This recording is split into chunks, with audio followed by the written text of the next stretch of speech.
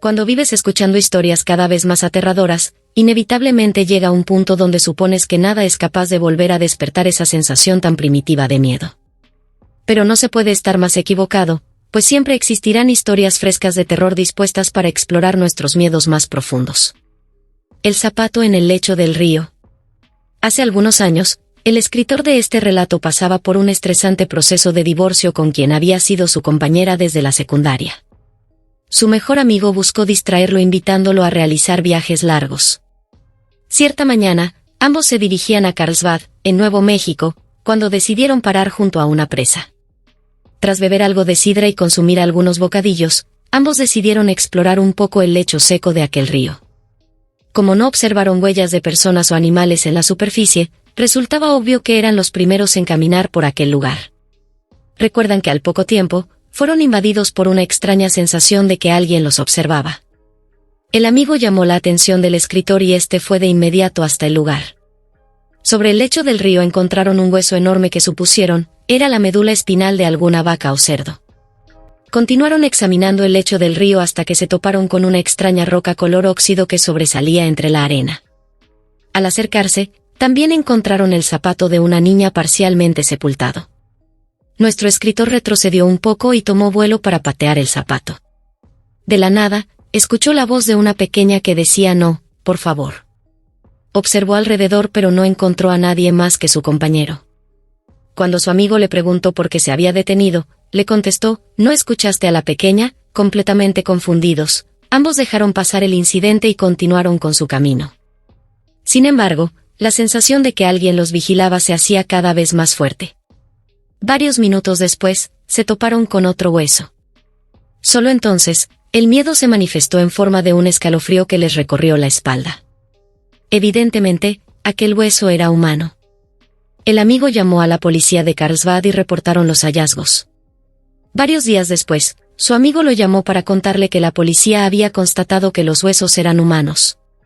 Durante la investigación, ambos fueron interrogados y se les informó que aquella roca color óxido que sobresalía en el lecho del río era de hecho, la cabina de una camioneta que había desaparecido con 3 integrantes de una familia, el papá, la mamá y una hija. Aquello hizo que nuestro escritor recordara ese zapato que sobresalía entre la arena y la voz que escuchó. ¿Se trataba de la pequeña muerta comunicándose directamente con él? Perseguido por las muñecas de su hermana. Desde que nuestro escritor empezó a conocer la historia de Chucky por lo que contaban sus amigos en la escuela, vivió con un profundo terror hacia las muñecas. Afortunadamente, la única muñeca que tenían en casa era una Barbie normal. Sin embargo, una Navidad su hermana recibió como regalo un par de muñecas de porcelana y una enorme muñeca de trapo. Por algún extraño motivo, desde el principio estas muñecas aterraban al escritor. Desarrolló el hábito de girar las muñecas hacia la pared cada vez que entraba a la habitación de su hermana para no tener que verlas. Al poco tiempo, una serie de sucesos espeluznantes tuvo lugar. Sin ninguna explicación, nuestro escritor se despertaba con cortes y rasguños en manos y rodillas. Una mañana al despertarse encontró múltiples rasguños por toda su espalda, aunque no recordaba dolor alguno o comezón que lo hubiera llevado a rascarse. Y lo más aterrador sucedía cuando se quedaba solo en casa. Solía ir a la habitación de su hermana para jugar videojuegos. Al entrar, y automáticamente girar todas las muñecas contra la pared, escuchó la risa de una niña. La muñeca de trapo que se encontraba girada hacia la pared sobre la cama de su hermana lentamente se giró hacia él. Corrió y se encerró en su cuarto hasta que su madre y hermana regresaron. Nadie le creyó, y su hermana estaba realmente molesta porque su muñeca de trapo estaba en el suelo. Al día siguiente, nuestro escritor arrojó esa muñeca de trapo al contenedor de basura y jamás la volvió a ver. Algo atormenta a mi familia. El escritor de esta historia relata que hace un par de semanas su hermana menor empezó a escuchar voces. La niña mencionó que se trata de una voz masculina muy profunda que suele llamarla durante las noches para invitarla a salir. Aparentemente, proviene del patio exterior. Un día, sus padres tuvieron que salir y nuestro escritor, acompañado por sus 2 hermanas menores y sus amigos, se quedaron solos en casa. Cuando llegó la noche, observaron que algo se movía entre una pequeña parcela de árboles en el patio trasero. Les dijo a sus hermanas que se mantuvieran dentro y salió con sus amigos a investigar, pero no encontraron nada. Al regresar, una fuerza invisible los levantó aproximadamente 1,5 metros en el aire. Tras aterrizar, inmediatamente se levantaron y corrieron a la casa, dejando un zapato atrás. Tras resguardarse unos minutos en el interior, decidió ir por el zapato pues lo necesitaba para ir al trabajo al día siguiente. Por eso, decidió aventurarse una vez más en el terreno trasero. Aunque en esta ocasión decidió ir preparado llevando a su perro para que lo protegiera, pero el animal se negó a salir al patio trasero. Tan rápido como le fue posible, corrió y tomó el zapato para regresar al interior. Una vez dentro, le dijo a la más grande de sus hermanas que revisara su espalda pues sentía como si se estuviera quemando. Al levantarse la camisa, la joven gritó: «Nuestro escritor tenía múltiples rasguños que se extendían por toda su espalda». Todos decidieron dirigirse al porche de enfrente, pero uno de los amigos tuvo que regresar al interior pues olvidó algo y unos segundos después regresó afirmando que alguien estaba observando por la ventana trasera. El único inconveniente es que dicha ventana se ubica a más de 2 metros sobre el suelo.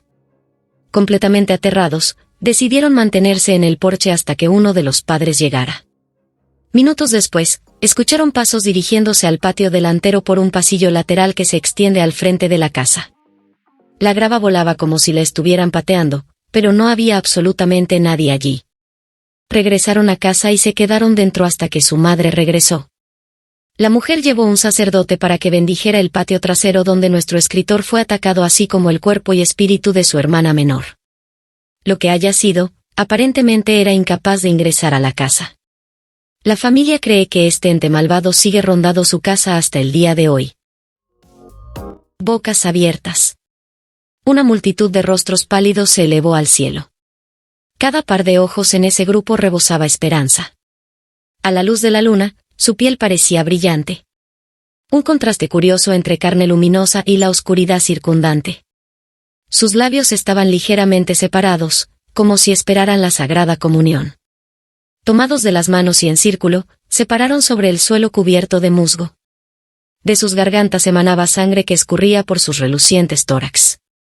Bajo mis pies descalzos, aquel musgo se sentía endemoniadamente reconfortante. Extremadamente acogedor. Con los niños haciendo guardia, me acurrucaba en el suelo y dormía plácidamente. Ya hace 25 años de aquello. Era mi ritual de cada noche. Sonámbulo, atravesaba un bosque tras nuestra casa hasta llegar a un claro donde dormía con los 5 niños. Nadie en casa se percataba cuando regresaba por la mañana. De cualquier forma, a nadie le importaba. Al cumplir los 14 años, las cosas se detuvieron. Creí que se trataba de un sueño recurrente. Sí, una experiencia de sonambulismo que sucedía casi todas las noches. Sí, pasé todas esas noches en el bosque. Pero jamás reportaron la desaparición de unos niños. No existían las gargantas botando sangre. Solo árboles y musgo.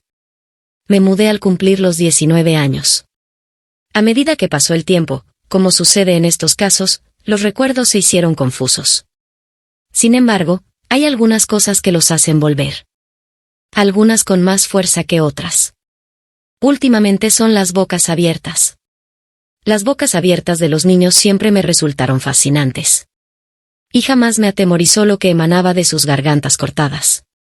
Tampoco me molestaban esas miradas cálidas al cielo. Pero sus bocas siempre fueron la fuente de mi curiosidad. Solía caminar alrededor del círculo, mientras el musgo me acariciaba los dedos, y observaba dentro de sus bocas.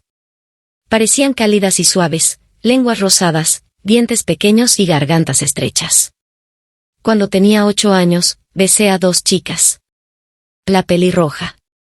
Sus labios eran carnosos y sabían a piña. Sentí mi aliento acumularse en su boca y regresar a la mía. Ni siquiera se movió. Mi cuerpo vibraba. Probé la piña algunos años después.